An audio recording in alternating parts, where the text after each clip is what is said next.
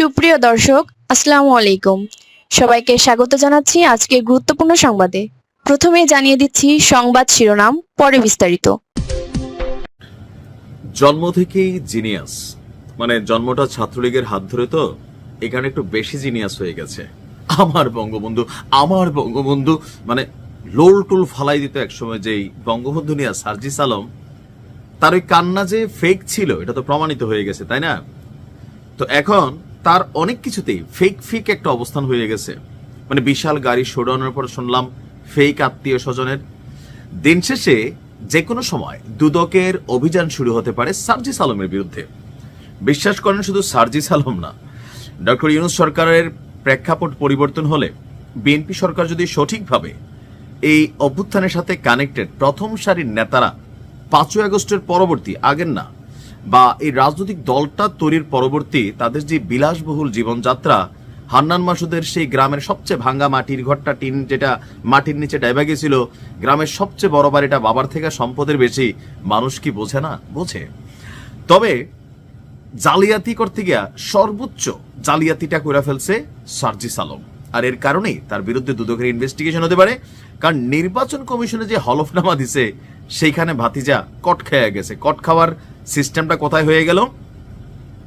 ইসিতে জমা দেওয়া নথিপত্রে আয়ের তথ্যে গরমিল পাওয়া গেছে সার্জিস আলমের। পঞ্চগড় 1 আসন থেকে লড়ার ইচ্ছুক সার্জিস আলমের, সেখানে দেখা গেছে যে প্রদর্শিত আয়ের যে তথ্য এবং আয়কর রিটার্নের যে তথ্য, দুইটার মধ্যে অসামঞ্জস্য, অর্থাৎ দুই ধরনের ব্যাপক গরমিল।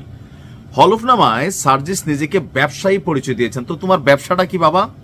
কি তৈরি করো? আমরাও কিনলাম খাইলাম, ফাস্টফুড নাকি অন্য কোনো ব্যবসা? যাই হোক, বার্ষিক ব্যবসায়িক আয় দেখিয়েছে 9 লক্ষ টাকা। 9 লক্ষ টাকা প্রফিট করতে গেলে, আমি নিজেও একজন ব্যবসায়ী, বাংলাদেশে কোটি কোটি টাকা বিনিয়োগ আছে আমার, তো সেখান থেকে ভাই বছর শেষে 9 লাখ টাকা আয় করা, সকল ব্যয়ভার খরচ মিটিয়ে আসলেই কিন্তু কষ্টকর। তো কয় কোটি টাকা বিনিয়োগ করছে সার্জিস কোন ব্যবসায় যেখান থেকে 9 লাখ প্রফিট হয়?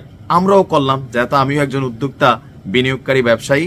এটা আমার ব্যক্তিগত তথ্যের জন্য আমি জানতে চাইলাম আর কি। যাই হোক, অথচ তার যেখানে তিনি বার্ষিক আয় দেখিয়েছেন 9 লাখ, 25-26 করবর্ষের আয়কর রিটার্নে সেখানে তিনি আয় উল্লেখ করেছেন 28,05,000 টাকা। এখন হলফনামায় দিছে কয় লাখ? 9 লাখ। আর আয়কর রিটার্নে কত দিছে? 28 লাখ, অর্থাৎ 3 গুণের চেয়েও বেশি তার আয়, যা হলফনামা তথ্যের সাথে কি পরিমাণ অসামঞ্জস্য বুঝতে পারছেন। শুধু আয় নয়, সার্জিসের সম্পদেও রয়েছে অসঙ্গতি। আসলে হয়েছে কি, হঠাৎ করে পাউয়া ধন তো লুটপাটে ব্যস্ত হয়ে গেছে।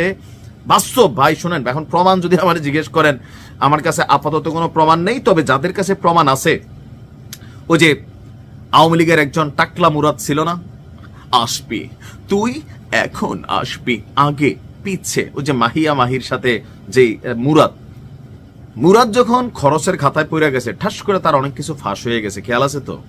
তো এটা যাদের কাছে আছে, তারা যখন মনে করবে যে সার্জিসকে খরচের খাতায় ফেলে দিবে, তখন দেখবেন এদের তথ্য দুর্নীতি, কত মানুষ এদের বিষয়ে মুখ খোলা শুরু করে।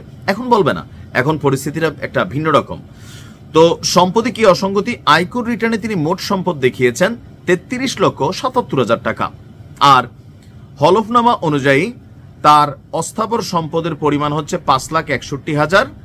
এর মধ্যে নগদ আছে 3,11,000, ব্যাংকে 1 লাখ এবং 1,50,000 টাকার মোবাইল ফোন, ঘরের যে ইলেকট্রনিক আসবাবপত্র, এগুলো আছে। আর স্থাবর সম্পত্তির মধ্যে দেখিয়েছেন উপহার হিসাবে পাওয়া 16.5%, যারা কুমিল্লার মানুষ বুঝবেন, প্রায় 8.5 শতক জায়গা, মানে বিশাল জায়গা, কিন্তু 8.5 শতক জায়গা মানে বিশাল জায়গা। তো সরি, মানে 8.5 গন্ডা। এখন এতগুলা জায়গা উপহার হিসাবে পাইছে, এদেশে পায়। এখন উপহার কি এমনি কেউরে দেয়? আর বাপের সম্পত্তি তো ঠিক মতো বাপ পুতেরা দেয় না, ঠিক মতো খরচ টরচ না করলে। তাহলে এখন হচ্ছে কি, খাওয়ার অনেক রকম পদ্ধতি তৈরি হয়েছে। তো যার বাজার মূল্য হচ্ছে 5 লাখ, অর্থাৎ সে হলফনামায় যেটা দিছে সেখানে তার সম্পদ হচ্ছে 10 লাখ টাকার, কিন্তু রিটার্নে দেখাচ্ছে 33 লাখ।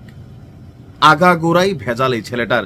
সেই বঙ্গবন্ধু নিয়ে কান্নাতে যে ভেজাল ছিল, সম্পদে ভেজাল, রাজনৈতিক কাজে ভেজাল, কথাবার্তায় ভেজাল। এত ভেজাল দিয়া বুঝি একটা রাজনৈতিক দলের মুখপাত্রের অবস্থানগুলো চলে? মানুষ আসলে বোঝে তবে কি বুঝে এটা সময় হলে বুঝবে। ভালো থাকুন।